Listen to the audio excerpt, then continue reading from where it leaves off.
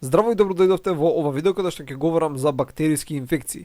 Ќе ги разгледаме од микробиолошка, имунолошка и клиничка перспектива во кратки црти.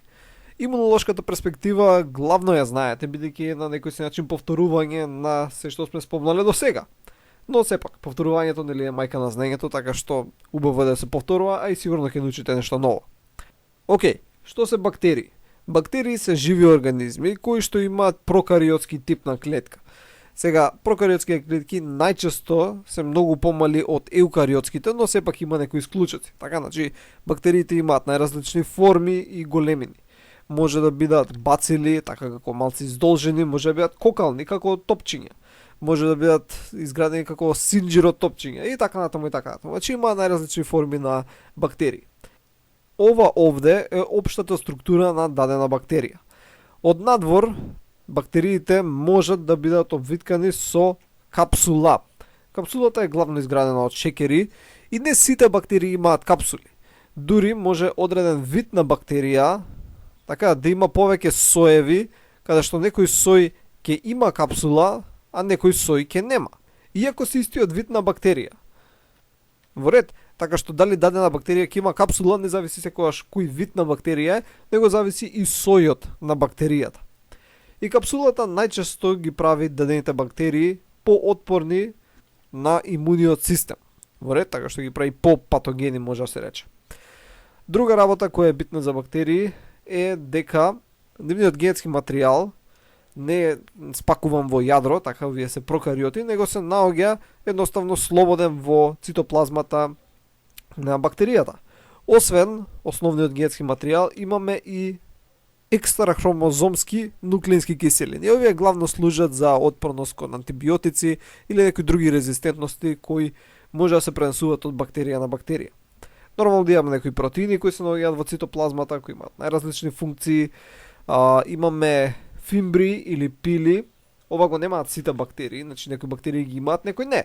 И овие фимбри и пили им помагаат многу често да може подобро да се адхерираат на дадена површина, што може да биде корисно. Некои бактерии, не сите, имаат флагелум, така како долги опашки кои што се движат и им овозможуваат движење на бактериите. Така че тие бактерии се поподвижни од други бактерии кои, например, немаат флагелум. И последна главна структурна карактеристика е клеточната обвивка на бактеријата. Спрема тоа каква клеточна обвивка имаат, генерално ги делиме на грам негативни, грам позитивни или микобактерии. Сега, имињава доаѓаат од тоа дали бактериите може да се бојат со дадено грам боење или не. И овдека имаме примери за грам негативни или за грам позитивни бактерии или за микобактерии. Гледаме дека туберкулоза и лепроза, бактеријата која прави, се всушност микобактерии. Во ред, сега да видиме што е разликата во клеточна обвивка кај грам позитивните и грам негативните. Грам позитивните имаат единична клеточна мембрана која е изградена од фосфолипидин или како нашите еукариотски клетки, си има протеини вметнато во мембраната и така натаму. И над нејзе има муреин, односно пептидогликан. Во ред, значи ова е еден слој од протеини кој што е изграден од нам и наг, кои алтернираат.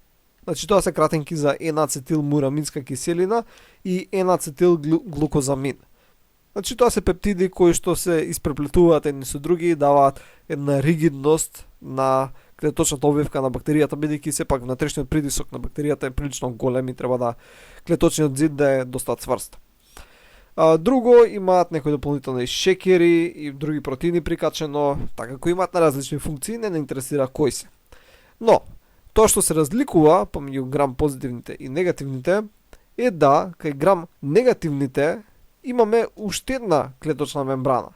Така, и плюс пептидогликанот е многу потенок и има периплазматичен простор. Во ред. Освен тоа, на втората мембрана, која е кон надворешноста, така значи ова е надвор, имаме липополисахариди, односно најразлични шекери кои се укотвени во фосфолипидниот двослој, тука имаме и најразлични липиди, кои што ја даваат оваа обвивка. Иако памтите од многу одамна, липополисахаридите се едни од најчистите антигени кои имуниот систем ги препозна, дури вродениот имун систем, така, значи он препознава липополисахаридите и одма знае дека има некоја си грам негативна бактерија. Липополисахаридите може да направат и те независно бета клеточно активирање. Така, значи ако некоја Б клетка најде на липополисахариди и тие направат крослинкинг на повеќе антитела, таа може да се активира, да стане плазма клетка и да продуцира антитела, иако нема да добие втор сигнал од Т клетка. Значи тоа беше Т независна Б клеточна активација. Океј, значи тоа се главните разлики. Исто, иначе името доаѓа, како што спомнав, од боењето. Значи грам позитивните, кај нив бојата може да влезе, така што ги бои, кај грам негативните не може да влезе, така што не ги бои, барем не директно. Сега, ако веќе имаш инфекција од некоја бактерија, најчесто е да е подобро ако е грам позитивна бактерија. Зошто? Бидејќи кај грам позитивните најчесто антибиотиците делуваат подобро, бидејќи полесно може да стигнат до внатрешноста на бактеријата или кај да е таргетот на дадениот антибиотик. Значи ова не мора секогаш да е случајот, некој бактерија може да има капсула, некој не и така натаму, но најчесто подобро е да имаш грам позитивна инфекција него грам негативна. Сега, дали тоа значи дека сите бактерии може да ти наштетат?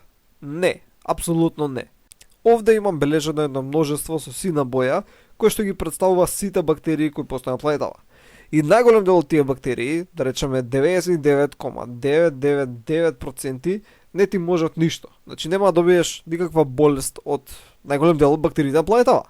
Зошто? Бидејќи обстојуваат во услови кои што се многу различни од внатрешноста на твоето тело. Или пак не може да се справат со твојот имун систем. Во ред. Значи, да видиме што се треба да исполнуваат дадени бактерии со цел да може да ти наштетат. Првично треба да спаѓаат во подмножеството од сите бактерии кои што можат да преживеат на твојата телесна температура, каде што бактеријата оптимумот е бил помеѓу 27 и 37 степени Целзиусови, така што и да нешто над, таа сепак би можела да преживее. Значи не сите бактерии живеат на оваа температура, има бактерии кои живеат на 60 степени, 70 степени, така во најразлични вулкански извори, или пак бактерии кои живеат на многу пониска температура од оваа, на северниот, на јужниот пол, и така натаму и така натаму. Следно, бактериите треба да можат да опстојат во хемиско-физичките услови кои што се во твоето тело, односно во твоите клетки. Така значи ти имаш одредена концентрација на натриум, калиум, магнезиум, фосфор, калциум и така натаму и така натаму. Во ред, дали бактеријата ги преферира тие услови или не? Ти имаш одредено pH. Најчесто во најголем дел од организмот е 7, но не варира во некои делови, може биде побазно или покисело. Голем број бактерии на планетава живеат на кисело pH, така значи пониско од 7. Или пак во базни средини и така натаму. Треба да преферира твојата милиосмоларно, односно концентрацијата на иони во телото. И така натаму и така натаму. Друга работа, треба да бидат бактерии кои што ги сретнуваш во твојот живот. Што значи тоа? Да речеме дека има некои бактерии кои што можете да ти наштетат, ама се наоѓаат под некој камен на некој остров сред Атлантскиот океан. Сега, дали ти ќе наидеш на таа бактерија? Најверојатно не. Така значи бактериите кои што ги сретнуваш во секојдневниот живот се тие кои што најверојатно ќе ти наштетат. Сега постојат многу бактерии кои ги исполнуваат претходно наведените услови, али сепак не ни пречат. Тие се симбиотските бактерии. Значи вакви симбиотски бактерии најчесто ги спомнуваме кога збориме за дигестивниот систем и ги имаме главно во дебелото црево, но ги има и на површината на кожата и во многу други ткива. Ова се бактерии кои наместо да ни штетат ни помагаат, најчесто. Бидејќи има различни колонии од бактерии и обично се во даден сооднос, така што никој од нив не доминира и не настанува проблем и најчесто ни вршат некои услуги и нашиот имун систем многу често дури ги игнорира овие симбиотски бактерии. И има доста истражувања зошто имуниот систем ги игнорира овие бактерии, а не ги игнорира тие другите и целата поврзаност помеѓу имуниот систем и овие симбиотски бактерии, но тоа е многу комплицирана тематика, нема да влегуваме таму. Друго, за некои бактерија ти штетат, треба да може да го избегнат имуниот систем. Сега тоа не дека они го прават намерно, дека некоја бактерија текнува и ја денеска се решив ќе бегам од имуниот систем. Не, значи при секоја делба бактериите добиваат на различни мутации, некои од овие мутации ќе извршат промена на протеин. Тој протеин можеби ќе ја заштити бактеријата од одреден имун аспект. Сега таа бактерија понатаму ќе пропагира повеќе, така што ќе се селектира позитивно и со тек на време ќе се развијат механизми со цел таа бактерија се одбрани од имуниот систем. И скоро сите бактерии кои може да инфицират и прават заболувања имаат еден или повеќе механизми кои им овозможуваат да се спасат од имуниот систем. И еден од последните фактори кои што треба одредена бактерија го исполнува со цел да биде патогена е да ти штети на телото. Во ред, сега ќе видиме како всушност тоа го прават. Бактериите се делат со проста делба, тоа значи нема нешто тука комплицирано, едноставно прима нутриенти од околината и расте. Така, значи се зголемува и кога ќе стигне одредена големина, блуп ќе се подели, нема го разгледуваме механизмот, не е ни битно и ќе се добијат две бактерии, кои повторно ќе добиваат нутриенти од околината и тие ќе пораснат, ќе се поделат, ќе се добијат 4 бактерии и така натаму. Сега, при нивниот животен циклус, така значи они нормално примаат органски материи, ги преработуваат, вршат најразлични метаболички процеси и нормално дека ќе има некои нус продукти. Така како што ти имаш фецес, урина, пот, издишуваш воздух и така натаму, и они имаат некои продукти кои ги ослободуваат. И овие продукти, ако ни пречат на нас, така значи се токсични за нас, ги нарекуваме токсини. Сега, некои од овие продукти се ослободуваат надвор од клетката, од бактеријата, ги нарекуваме екзотоксини. Некои се наоѓаат внатре и се ослободуваат кога ќе умре бактеријата, ги нарекуваме ендотоксини. Во ред? Значи, најчесто ова не се материи кои бактеријата вика, ја ќе го продуцирам ова да му штетам. Не, значи тоа најчесто се нус продукти од метаболизмот на бактеријата.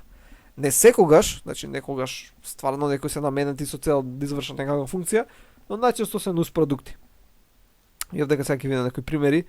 Например, дифтерија, екзотоксин, кој што влие на протеинската синтеза на нашите клетки. И еден многу интересен факт е дека екзотоксинот, ослободен од дифтерија, е всушност произведен, може да се произведе поради инфекција со бета-фаг. Односно, бактеријата Corynebacterium diphtheriae, која предизвикува дифтерија, не го произведува овој екзотоксин, него таа бактерија е инфицирана од бета-фаг. Значи, бета-фаг е вирус кој што инфицира бактерии. Океј, и кога вирусов ќе инфицира бактеријата, бактеријата почна да го прави овој екзотоксин кој нас не пречи. Што е многу интересна работа. Колера произведува екзотоксини кои влијаат на ионскиот и водниот транспорт, основно влијаат на некои протеини кои вршат таа функција. Клостридиум тетани влијае на невромускулната трансмисија. И така натаму и така натаму. Значи најразлични екзо или ендотоксини кои најчесто се протеини или шекери по структура. Многу почесто шекери. Сега, бактериите можат да влезат во телото преку најразлични начини. Значи телото генерално е добро заштитено, кожата е прилично добра бариера, но сепак имаме отвори, така? Значи имаме дигестивниот систем, имаш уста, имаш респираторен систем, имаш нос, очите исто така се отвори, ушите, анусот и гениталиите. И нормално ако има повреда на кожата.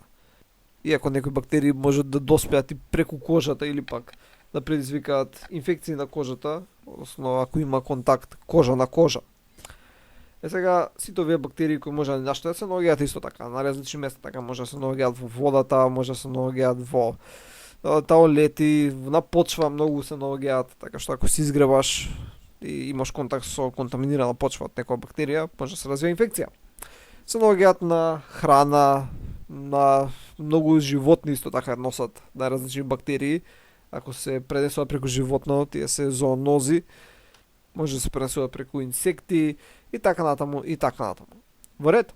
Сега нормално се ја може да се спречи ако знаеш, така значи нема да пиеш некоја вода која е стоена, треба да се тоа се проврие, да се прочисти, да се филтрира, а, нема да јадеш храна која не изгледа добро, не мириса добро, исто така нема да си исечеш и да си се валкаш со рацете во кал, со тие со исекотини, гризнување од животни треба да бидат третирани, исто така се пази дали има некои гризнување од инсекти и така натаму и така натаму.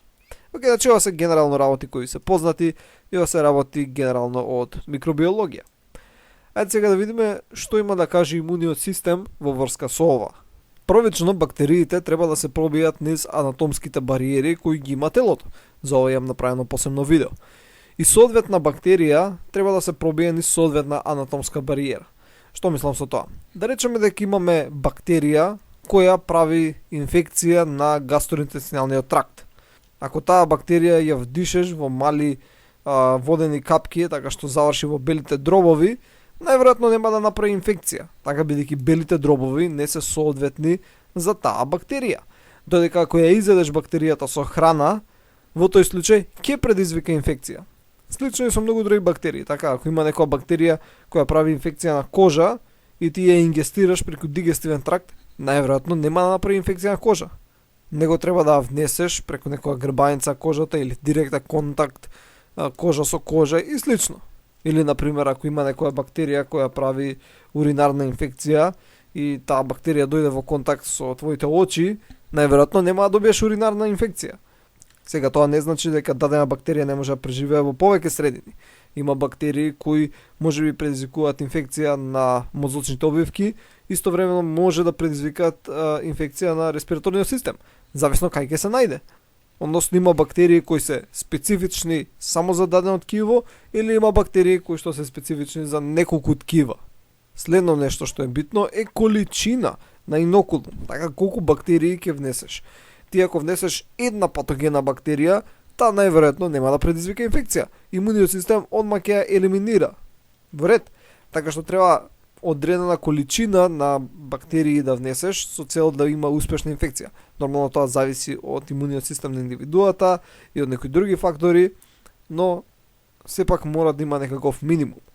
Сега, тие бактерии кои ќе се пробијат низ дадените анатомски бариери, ќе се најдат во дадена средина која им е погодна и они таму се ќе инкубират, односно ќе почнат да се делат со проста делба. Од 2 ќе станат 4, од 4 8, од 8 16 и така натаму и така натаму. Се додека не се постигне одреден број на бактерии, каде што имуниот систем веќе презема одредени мерки, така што да се развијат одредени симптоми.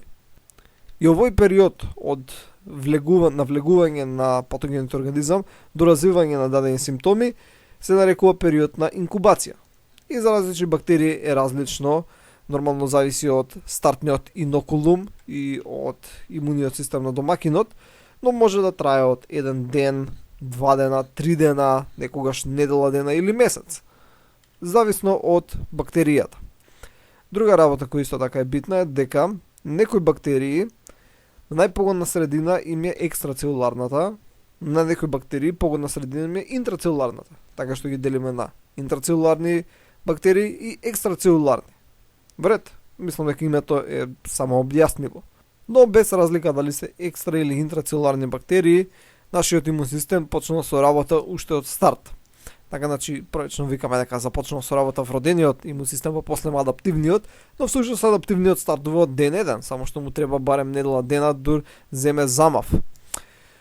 Имаме хуморалниот дел од вродениот имун систем, тоа е активацијата на комплементот. Значи, имам правено многу видеа за ова претходно, кај што разгледуваме во повеќе детали како ова функционира, но спомнавме дека една од главните цели на системот на комплемент е формирање на овие мембрански напаѓачки комплекси, што е всушност еден канал од протеини кој што пробува да се вметне во клеточниот зид на бактериите, нарушувајќи и нивната хомеостаза, со што го отежнува унавојници животот на бактеријата и некогаш доведува дури до смрт на бактеријата.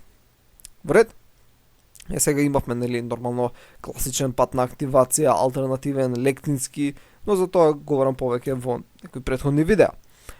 Исто така комплементот доведува до опсонизација на бактериите. Тоа беше кога имаш например тука бактеријата, едноставно системот на комплемент, најразлични протеински фрагменти, главно C3b, кои ќе се налепат на површината бактеријата и ќе служат како маркери на некој си начин кои фагоцитни клетки може да ги препознаат, така што ќе знаат дека треба да проголтат и фагоцитираат бактеријата, така да ја разградат. Трета улога на комплементот е инфламација.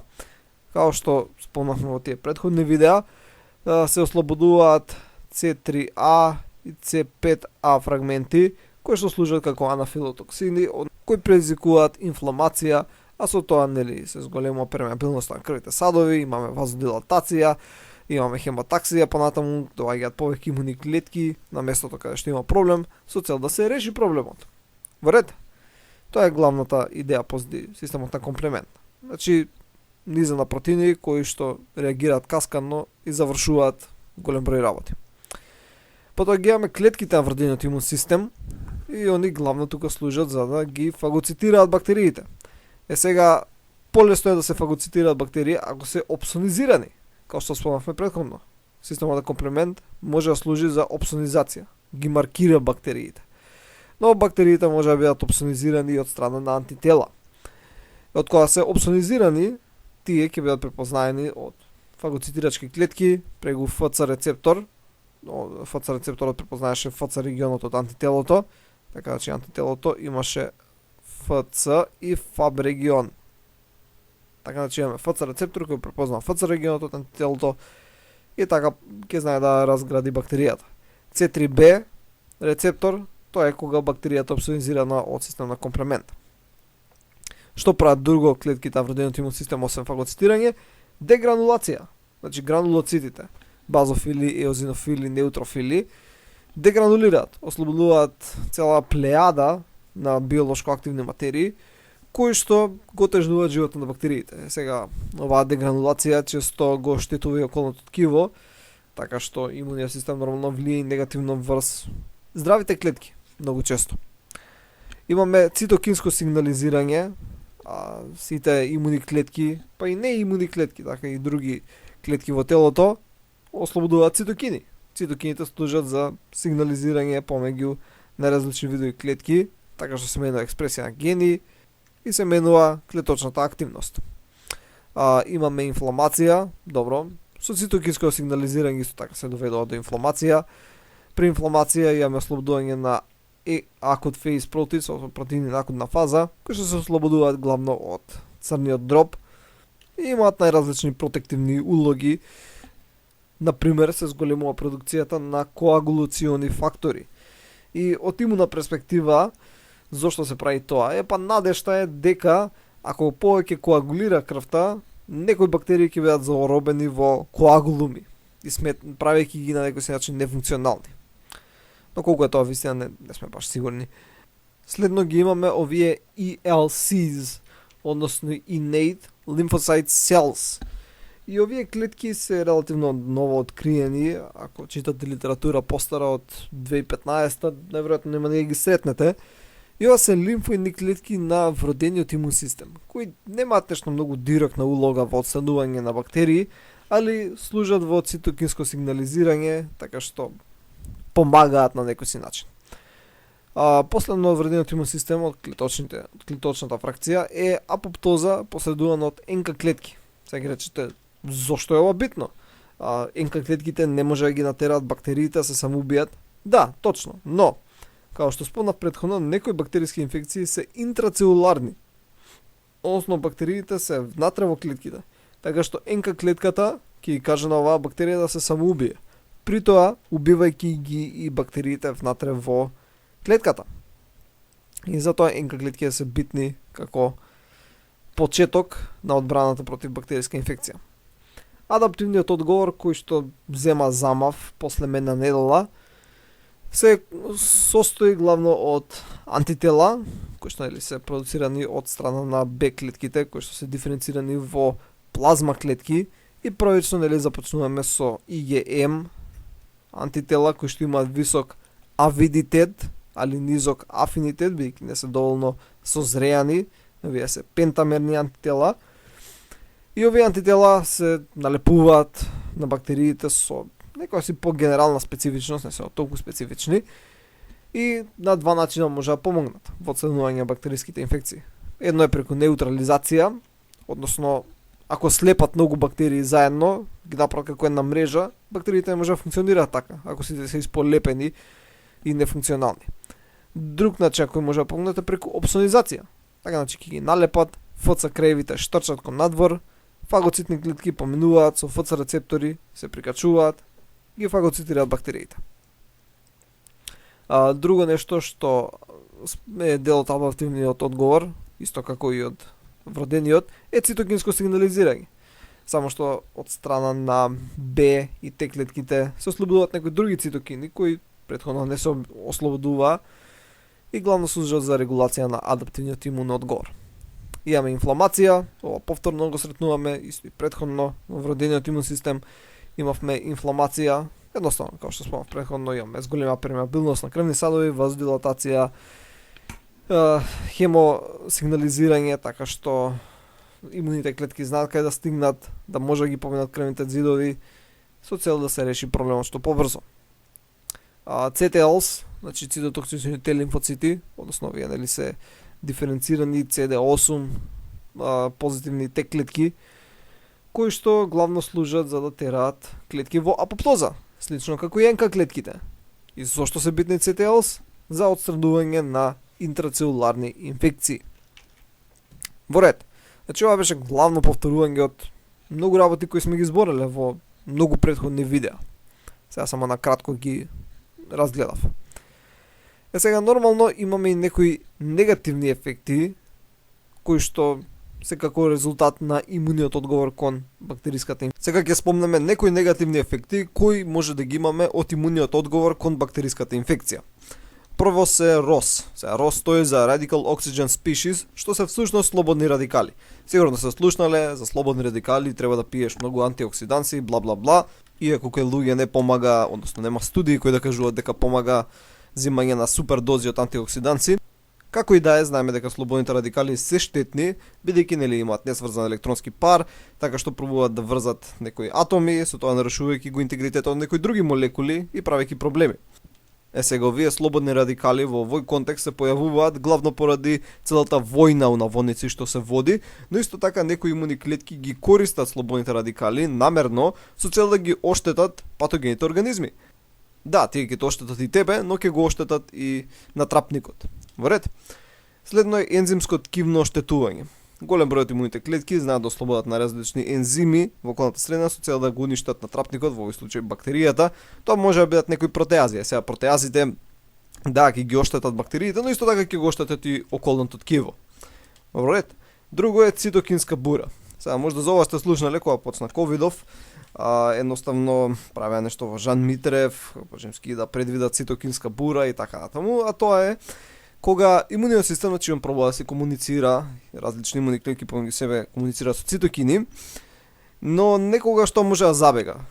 Бидејќи голем дел од цитокинското сигнализирање има позитивен фидбек, така што тој позитивен фидбек може, ако не се појави негативен фидбек после одредено време, да забега така што ќе има премногу сигнализирање, преголем дел од имуниот систем ќе се активира, едноставно ќе настане оштетување целото тело, ќе имаме воспаление на секаде и тоа може да доведе дори до смрт. Тоа е како, например, знаете кога сте во друштво некогаш и кога ќе биде нешто смешно и почна еден да се смее и другиот почна повеќе да се смее бидејќи првиот се смеел и третиот почна многу повеќе да се смее и сите на крај се смеете ненормално, али после некој време тоа ќе прекине, така бидејќи имате негативни фидбек механизми во мозокот. Но ако немаше негативен фидбек, вие ќе се смеевте во крајот на животот и ќе умревте од смеење. И ова е слично, значи цитокинското сигнализирање помеѓу имуните клетки е добро, но мора кога тогаш да се пресече со цел да не настанат проблеми. Сега во Жан Митрев вика може да предвидат ако настане цитокинска бура, така што нели да те третираат на одреден начин за да не настане, но тоа практично е малце потешко да се направи. Треба да мерат постојано одредени концентрации на интерлеукини и да се наблюдуваат дали некој почнува многу да се зголемува. Сега за тоа да го правиш ти треба цело време на пациентот му взимаш крв и да одредуваш. Ку знае колку пари ќе биде, но не знам колку е практично. Океј. Следно е септичен шок. Поточно сепса, значи кога имаш бактериска инфекција, сега таа најчесто знае да биде локализирана, така во одредено ткиво, но може да се случи бактериите да налезат од циркулацијата и да се распределат на сега низ телото. Сега зависи која бактерија.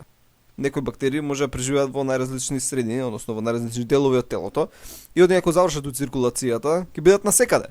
односно ќе имаме сепса. И сега имуниот систем гледа бактерии на секаде, он пробува се да нападне, се да среди, и едноставно настанува каша попара у наводници, и тоа доведе до септичен шок, паѓа притисокот и може да биде смртоносно ако не се третира, најчесто е смртоносно. Например, ако ти пукне слепото црево, тоа е најчесто тоа што се случува.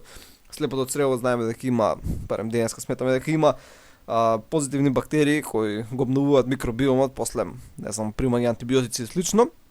Но има многу бактерии. Сега ако пукнат слепото црево, тие бактерии завршуваат од циркулација, се распределуваат на секаде со организмот, настанува сепса, настанува септичен шок и пациентот најчесто умира. И затоа ако има воспалено слепо црево, треба тоа да се отстрани. Друг проблем се постинфекцијски антитела. Сега, што значи ова? Да речеме имаш некоја инфекција и сега телото нормално продуцира антитела, се прават плазма клетки. И тие антитела, заедно со остатокот од имуниот систем, ќе го решат проблемот. Но антителата се протеини, така се ги имаш многу. Сега тие протеини најчесто не треба да достанат, имаме многу IgM протеини кои се пентамерни, кои се големи, се тоа треба да се рециклира. Таа огромна количина на протеини може да направи проблем на бубрезите. Така што настануваат на различни гломерулонефритиси, поради тоа што едноставно има премногу протеини. Друго имаме ревматска треска и многу интересно всушност како настанува. Значи ако имаш стрептококална инфекција на грлото, поточно стрептококус пиогенез, и добро, телото ќе направи антитела, ќе го отстрани патогенот, ќе отстрани бактеријата и ќе ти помине, но овие антитела кои што се врзуваат за антигените на стрептококус пиогенез, многу лесно можат да кросреактивно реагираат со твоите сопствени антигени, значи селф антигени. И тоа знаеш се случи. Значи имаме кросреакција на антителата против стрептококус пиогенез со селф антигените. И тоа може да биде на антигени на срцето, на зглобовите, и тоа да направи воспаление во најразлични ткива во телото. И нормално тоа ќе биде проследено со температура и многу други симптоми.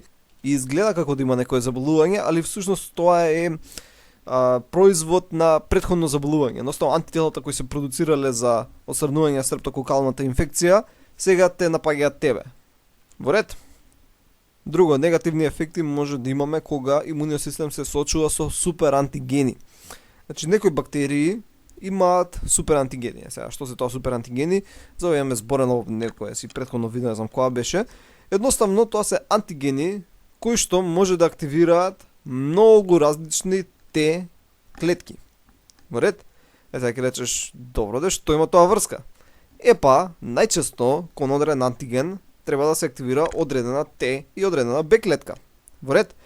Но овие супер антигени активираат многу, така што прават поликлонален одговор кон тој антиген. А најголем дел од тие Т клетки кои ќе бидат активирани не може да направат ништо против тој антиген, бидејќи се на некој начин у наводници лажно активирани.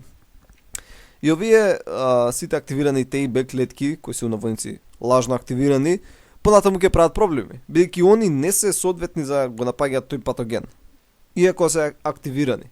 И за ова зборев, кој што спомнав во некој си претходно видео, сега не знам у кое беше, некој од многу постарите. Друга последица од имуниот систем може да бидат грануломи. Значи ова е најчесто кај интрацелуларни бактериски инфекции и да речеме дека тука имаме една клетка наша каде што има некоја бактерија внатре у нејзе. Во ред? Сега, оваа клетка не може да отстрани бактеријата. Значи оваа бактерија е отпорна на фагоцитоза и само си седи внатре и се крие. Сега имуниот систем, те клеткиве, така доаѓаат и гледаат, и тука има проблем. Ама и они не може да отстранат, така клеткава не ќе да иде во апоптоза. Океј, што прават? Едноставно се налепуваат околу нејзе. Се налепуваат, доаѓаат и макрофаги и тие се налепуваат, така, и се налепуваат и цело време така и се лепат многу клетки. И едноставно што прават? Викаат: "Да, ние не можеме да те утепаме, али ти нема да искочиш од тука." Ако ја антропоморфизирам ситуацијата, би била така нешто. Така, значи, едноставно се налепуваат околу инфицираната клетка и не ја дозволуваат на бактеријата си отиде. Сега речеш: "Добро, де, супер. Браво на имуниот систем. Успеал да не заштити од интрацелуларните бактерии." Да, но понатаму овие грануломи ќе станат фиброзно ткиво, кое ќе го трајно наводници оштети даденото ткиво. Така што имуниот систем те заштити од овие интрацелуларни бактерии, но нормално има и негативни ефекти. Во ред? Сега, ако имуниот систем беше толку успешен во отстранување на бактериски инфекции, бактериите немаше никогаш да успеат. Така, значи, они мора да си развијат некакви механизми со кои ќе го избегнат имуниот систем и ќе успеат да преживеат во дадената средина. Сега, сите овие механизми за избегнување на имуниот систем не се нешто што бактериите го осмислиле, значи нема бактерија која се вика ако ова го направам тоа и тоа ќе биде, не. Едноставно имаш голем број на бактерии, сите имаат мали мутации, некои од тие мутации овозможуваат таа бактерија да биде поуспешна во дадена средина. И таа бидејќи е поуспешна, повеќе ќе се размножува и со тек на време тие мутации се фаворизираат и настануваат нови мутации и тие мутации се фаворизираат и така натаму и така натаму. Крајниот резултат е дека има одредени механизми кои му возможуваат поуспешно да се справуваат со имуниот систем. Ајде да видиме некои од механизмите кои бактериите ги развиле. Прво е инхибирање на фагоцитоза. Така, значи, она ако биде проголтана, не сега биде разградена. Сега, некои бактерии имаат така наречени М протеини, некои бактерии имаат капсули кои ги штитат од фагоцитоза, некои бактерии ослободуваат коагулази, што се многу интересно, едноставно фаворизираат создавање на коагулум околу бактеријата, така што таа бактерија ќе биде заштитена од фагоцитоза, бидејќи ќе биде обвиткана со една мала обвивка од коагулум, односно коагулирана крв. Следно е, например, сијалична киселина инхибира активација на алтернативниот пат за активација на комплемент.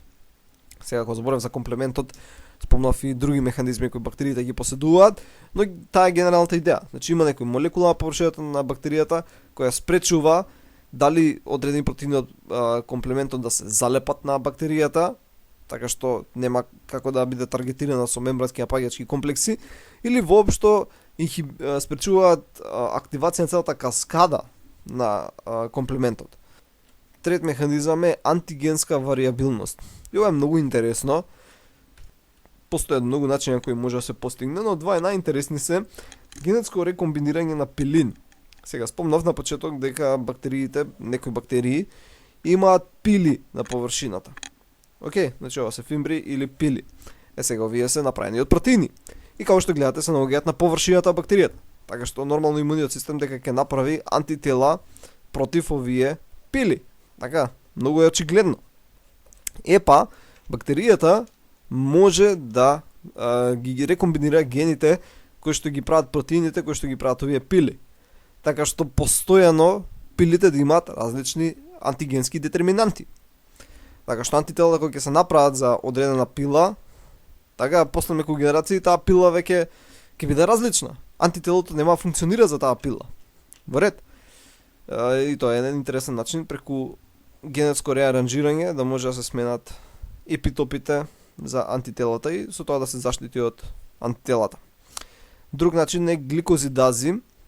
Едноставно ослободува надвор од клетката гликозидази, значи тоа се ензими кои разградуваат шекери. Во ред? Сега речеш, добро, зошто тоа го прави?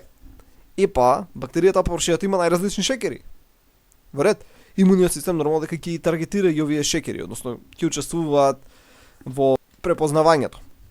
И по овие гликозидази едноставно ќе ги сецнуваат шекерите, така што постојано ќе ги менуваат. Во ред? Имуниот систем ќе ја препознае бактеријата, ова се вика, а оваа бактерија има такви и такви шекери. Океј, бактеријата ослободува ензими кои ги разградуваат, си ги сече самите шекери и сега имуниот систем не може да ја препознае. Тоа е како, не знам, те препознае полиција бидејќи имаш одредена фризура и ти вадиш ножици и си ја менјаш фризурата. Да, тоа нема да го прелаже целиот имун систем, но колку толку ќе и помогне бактеријата да преживее. Друг механизам кој е многу интересен се антиген мамки. Сега ќе речете како ова функционира. Епа, бактеријата, да речеме дека овдека е бактеријата, нормално својата површина има најразлични антигени. Така како имуниот систем ќе ги препознае. Добро, супер. Сега, знае бактеријата од наводници дека овдека антителата ќе се испозалепат. Епа, бактеријата може да направи мали везикули на кои ќе ги налепи овие антигени и ќе ги пушти само така во околината. Односно, прави мали везикули, така, околу незе, и на овие везикули ги има тие антигени, така што кога антителата ќе пристигнат да ја слепат бактеријата, антителата ќе се исполепат за овие везикули, кои што не се бактеријата, едноставно се мамки, баш како што гласи името. Така, Така што антитела дека се isполепат за овие мамки, а нема да се isполепат за бактеријата. Успех. Така. Тоа е многу интересен механизам. Друго е криење во цитоплазмата. Сега, има одредени бактерии кои се екстрацелуларни, но кога ќе бидат унаводници загрозени, ќе влезат внатре у некоја клетка, ќе се скријат, си уживаат, имуниот систем не ги гледа, ќе си помине се, пак излегуваат. Океј? Последен механизам од овие дека јако ги имам избрано се протеази. Сега, ќе речете е добро како ова функционира. Телото прави антитела. Така антителата се протеини. Бактеријава едноставно ослободува протеази. Тоа се ензими кои разградуваат протеини. Едноставно ќе ги разгради антителата, ќе ги направи на парчиња. Така што антителата нема да бидат функционални. Ќе ги разгради. Значи ти мене ме напаѓаш со протеини, ја ќе направам ензими кои ќе ти ги разградат твоите протеини. Значи ги разградува антителата уште пред да стигнат до бактеријата. И така натаму и така натаму. Нормално не уште многу други механизми кои можете да си ги прочитате у литература и да се восхитувате. Океј. Сега, овдека ова се беше значи една многу кратка сумација на тоа како имуниот систем делува врз бактериите. Бидејќи за се ова главно имам зборено во претходни видеа. Едноставно сега се го сумиравме како една целина во кратки црти. Сега малце да разгледаме клиничката перспектива во кратки црти. Овдека имаме примери од некои патогени бактерии, Staphylococcus aureus, Streptococcus pyogenes, Escherichia, Vibrio, Clostridium, Corneobacterium и така натаму и така натаму. И гледаме какви заблудувања даваат, каква е патогенезата и така натаму. Сега, каква ќе биде клиничката манифестација на одредена бактериска инфекција, главно зависи од три фактори. Така, значи во кое ткиво се наоѓа бактеријата, односно каде преферира да се наоѓа. Значи имаш бактерии кои прават кожни инфекции, кои прават инфекции на хепарот, кои прават инфекции на, не знам, зглобовите, на респираторниот тракт, на дигестивниот тракт и така натаму и така натаму. Значи зависно во кое ткиво се наоѓа, ќе има соодветни симптоми. Сега исто така зависи какви токсини или најразлични материи ги ослободува бактеријата во ткивото во кое се наоѓа. Така, например, еве горе имавме табела, каде што вика Streptococcus pyogenes има акутна инфламација од најразлични токсини, стрептолизин О, например, ги остетува клеточни мембрани. Така, например, имаме дифтерија токсинот инхибира протеинска синтеза. Имаме вакво на тетанус токсинот се врзува со моторната плоча на крајот на невромускулната врска и предизвикува неверзибилна мускулна контракција. Така, значи цело време си контрактиран и ако видиш тетанично состојба како изгледа, луѓето со такви свиткани целите наназад, бидејќи едноставно целото тело им се контрахира. Во ред, значи најразлични токсини од најразлични бактерии влијаат на најразличен начин на околното ткиво и даваат одредена клиничка манифестација. Трет фактор е како имуниот систем се справува. Во ред, дали имаме активација на неутрофили, кои може да го оштетат многу околното ткиво, дали главно макрофаги се задолжени, дали имаме голема продукција на антитела, колку имаме цитокинско сигнализирање. Значи, кон најразлични бактерии, имуниот систем се справува на различен начин, што исто така ќе влие врз тоа каква клиничка слика ќе има пациентот. Сега нормално, за да му помогне на пациентот, ние треба да диагностицираме која бактерија ја има, така со цел да можеме да третираме соодветно. Сега постојат повеќе диагностички методи, најстари и најчесто се користи е култура. Едноставно може да се земе бриз, ако е од грло или од рана, така кожна инфекција, или може да се земе соодветен примерок од крв или од ткиво и се става на подлога. Така, значи се става на одреден медиум. Сега треба да се знае каков медиум да се избере. Најчесто има стандардни медиуми кои што се за најчести бактериски инфекции, но некогаш може да треба по-специфичен селективен медиум на кој треба да се инокулира примерокот, така. И ќе се посне тој медиум и едноставно ќе чекаме најчесто 2 дена се чека со цел да нешто порасне. Нормално треба да се запознати на различни физичко-хемиски услови, зависно од кај се зема примерокот, на каква плоча се засадува, што сметаме дека треба да порасне и така натаму и така натаму. Сега, кога ќе порасне после 2 дена најчесто треба да се види што е. Сега најстандарден метод кој се користи од многу одамна е од око да се види. Така, значи искусни медицински микробиолози ќе ја видат плочата и гледат каква боја има растот, како изгледа по формата и ќе кажат аха, ова е Escherichia coli, ова е Streptococcus. Да. Значи они се искусни и можат најчесто од око да кажат за некои најчести бактерии. Но веќе каде што е стигната науката, ова знае да биде недоволно и мора да се направат молекуларни испитувања, бидејќи има различни соеви од одредени видови, така што одреден сој може да биде попатоген од друг. Сад, кога ќе се утврди која бактерија треба да се направи антибиограм. Сега, зошто ова се прави? Со цел да се избере најдобриот антибиотик кој треба да се дава. Значи не треба да се дава антибиотик од памет. Така, земи го овој тој антибиотик и ти помогне. Не, моментално има многу бактерии кои стануваат резистентни и за ова може многу да се збори зошто и како. Но положено да се направи антибиограм со цел да се утврди кој антибиотик да се дава, не да се дава залудно антибиотик. Сега како се прави антибиограм? Многу едноставно. Како што е плочата, така, имаме медиум, добро, имам медиум, окей. Се ставаат најразлични антибиотици. Така, значи ставаме антибиотик 1, антибиотик, така знам со сина боја 2, антибиотик 3, така и ја садиме бактеријата врз целата површина. И бактеријата добро ќе почне да расте и да речеме расте. И овдека вака има толкав круг околу ова. Околу овој другиот нема воопшто круг. А околу овој третиот има најголем круг. Вака. Окей. И ова се всушност зони на инхибиција. Овдека зоната е толкава вака, овдека зоната е најголема, а овдека воопшто нема зона на инхибиција. Така што портокаловиот антибиотик е најдобар против оваа бактерија. Така што треба пациентот да му се даде портокаловиот антибиотик. Тоа е всушност антибиограм. Во ред. Сега, други методи кои може да се користат за да се отврди која бактерија е боење и микроскопирање. Значи, како што спомнав, бактериите главно ги делиме на грам позитивни и грам негативни. Едноставно може да се користат одредени бои со цел да се утврди оваа бактерија грам позитивна или грам негативна. Тоа ќе зависи со така и понатомошното лекување. Може да се користат и антитела кои што имаат закачени флуоресцентни проби, така што тие ќе таргетираат бактериите, па преку имунофлуоресцентна микроскопија може да се утврди таа бактерија, тука и тука се наоѓа, ги има толку и толку и така натаму.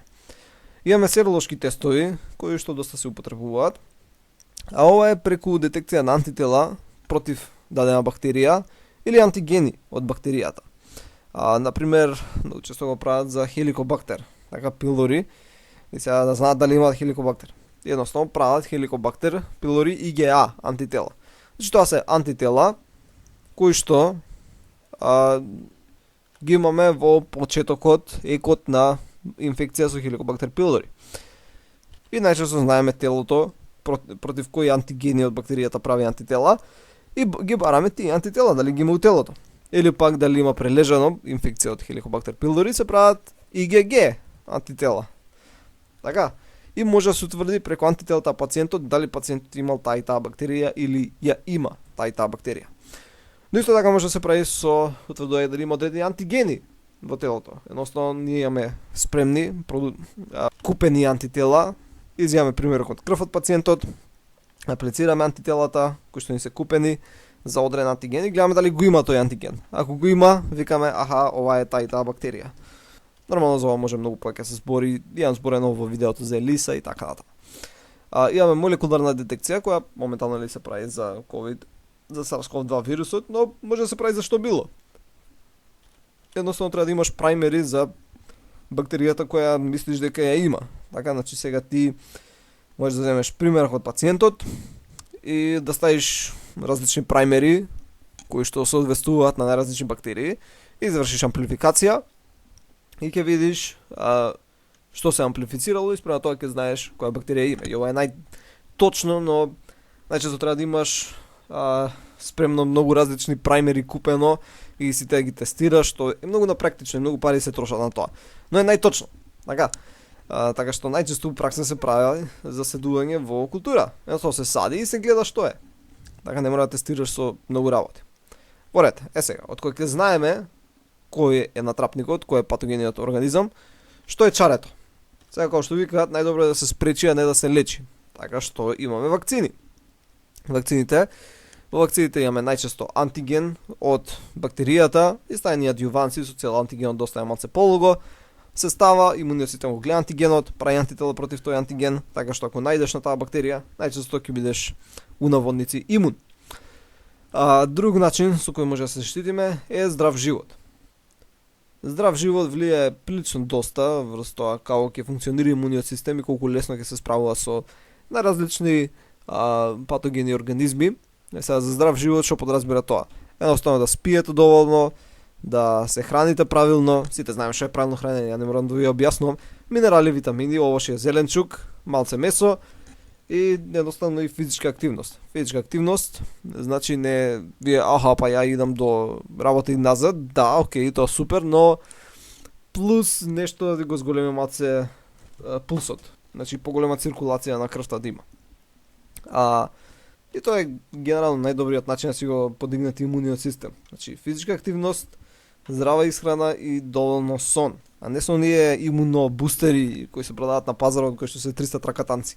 Значи наместо да купувате такви имунобустери, едноставно почнете малце повеќе да вежбате и многу повеќе ќе ви помогнат него тие таму апчиња што ги пиете. Во ред. И за крај имаме тоа што најчесто се користи, антибиотици. Сега, што се антибиотици? Антибиотици се хемиски материи кои што првично биле изолирани од фунги. Така, значи фунгите се исто организми кои што се живеат во природа и се надпреварувале со бактериите. Едноставно кога ќе скапе некое јаболко, има некое јаболко старо и фунгите пробуваат да го навојници изедат и бактериите пробуваат навојници да го изедат. Сега кој ќе успее? Најчесто успеваат фунгите. Тоа значи дека фунгите успеале да ги победат бактериите. И ние им го крадеме оружјето со кое ги тепат бактериите. Сега првично сите антибиотици биле така изолирани од фунги, па после ние со користејќи хемија ги имаме изменето, имаме направено подобри антибиотици кои што функционираат многу добро. Но во последниве неколку децении веќе не правиме нови антибиотици, значи немаме направено нови антибиотици од многу одамна. Зошто? Бидејќи старите кои ги имавме направено се уште функционира. Така што фармацевските индустрии нема иницијатива да прават нови антибиотици. Сега проблем е да овие антибиотици сега што ги користевме, веќе бактериите стануваат резистентни на нив. Како стануваат резистентни, тоа е многу долг муабет, но едноставно тие кои не умираат, преживуваат и се размножуваат и стануваат резистентни. Сега бактериите имаат многу јак механизам на хоризонтален генски трансфер, така што една бактерија која ќе стане резистентна од еден вид, тоа може да го пренесе на бактерија од друг вид. Тоа е како, например, сакаш да бидеш брз како кенгур, и сега наместо вежбаш да станеш брз како кенгур, кенгурот ти дае гени, еве ти гени, сега си брз ко мене. Или сакаш да мирисаш како куче што мириса и едноставно од кучето си земеш гени и станеш мирисаш како куче, или сакаш кучето бие паметно ко тебе и му даеш гени од човек и го правиш паметно. Сега тоа кај нас не функционира кај големи животни. Тоа не работи така. Хоризонтален генски трансфер нема. Имаме само вертикален од родители на потомство. Но кај бактериите има хоризонтален генски трансфер, така што имаш некоја Escherichia coli која стана резистентна на антибиотик X и се Escherichia coli може да му даде на Streptococcus pyogenes и нати ги овие гени за резистентност, сега и ти си резистентен. Иако Streptococcus никош не го сретнала тој антибиотик. И ова прави многу проблеми, бидејќи со тек на време сите бактерии ќе станат резистентни на се. И ќе треба да направиме нови антибиотици, што е малце тешко да се направи. Сега, како стануваат главно резистентни бактериите, мислам, три механизми кои моментално ги користат, е тоа да го испумпуваат антибиотикот, значи антибиотикот доаѓа до бактеријата, бактеријата го зима, влуп, го фрла надвор. Ништо не прави. Има друг механизам, бактериите го минуваат таргетот. Така што, например, антибиотикот делува врз протеин X во бактеријата. Па бактеријата ќе го смени тој протеин и со антибиотикот нема врз што да делува. Многу просто. И трети механизам е да го разгради. Така, значи, прави протеини кои чим ќе стигне антибиотикот тука, они го разградуваат уште пред да стигне од бактеријата. Како што видовме преска со протеазите и антителата. Има и многу други начини, но тоа е генералното што сакам да кажам. Сега, овие резистентни бактерии најчесто кај ги имаме? Ги имаме на анимални фарми, најчесто во Кина, и во Кина веќе има така наречени супер бубачки, значи бактерии кои што се резистентни на многу антибиотици, сега речете зошто ги има на анимални фарми. Бидејќи кравите таму ги клюнкаат со антибиотици кои нездрави. Значи они буквално секој оброк имаат антибиотици, сопчиња ги клюнкаат. Зошто за кравата да не биде разболена. Океј, тоа си работи, ама со тек на време сите бактерии таму кои што се на шталите стана резистентни на антибиотиците. Што е проблем, бидејќи сега тие бактерии кои ако скокнат од крава на човек, пак ќе имаме пандемија, кој ќе биде бактериска пандемија. Но ајде да се надеваме дека тоа нема да се случи. Друго место каде што имаме многу резистентни бактерии е болници. Така и сега кога се јавуваат инфекции во болници, тие се нарекуваат нозокомални инфекции. Едноставно при операција некому оперирале колено и после операцијата му се инфицирало коленото. Сега најчесто се трудат во операционите сали да има стерилна средина, се користат многу физичко-хемиски методи, но некогаш може да се јават бактерии кои што се резистентни или пак не било добро стерилизирано и се појавуваат инфекции. Сега нормално ние ќе бараме чаре за се ова, за сите овие резистентни бактерии и нешто што се промовира моментално е фагна терапија и моноклонални антитела. Едноставно моноклонални антитела имам правено за видео за тоа. Се инженерираат антитела кои се заврзуваат за одреден антиген и може да се продуцираат во големи количини, едноставно се даваат како терапија. Тоа може да се дава и сега со вирусов, само што не се продуцираат така лесно. Друго е фагна терапија. И ова е многу интересно и може да функционира. Едноставно, самите бактерии исто така страдаат од вируси, како и ние што страдаме од вируси. Што ако ги земеме вирусите кои ги напаѓаат бактериите и те лечиме со нив? Така, например, тие вируси тебе немаат и наштета, бидејќи се сосема различни од анималните вируси, но земеш вирус кој напаѓа бактерија, например, имаш инфекција од стрептококус и земат вирус кој напаѓа стрептококус пиогенези и ти го дават тој вирус и вирусот ја тепа бактеријата. И многу едноставно. И едноставно бактериите не може да станат резистентни кон ова. Значи бактериите не може да станат резистентни кон фагна терапија. Значи тоа зошто не може да станат. Бидејќи како што се менуваат бактериите, така се менуваат и вирусите. Така што ние не мораме да го менуваме лекот, самиот лек ни се менува и станува подобар. Но окей, тоа е долг муавет кој не можам сега да го правам. И така натаму. Окей, спомнав нова пандемија која може да настане од Кина, од суперрезистентни бубачки унаводници што ги викаат, бидејќи кравите таму ги клюнкаат со многу антибиотици. Окей, тоа беше се за ова видео, се надам дека научивте нешто ново и ќе се видиме во следното видео. Довидување!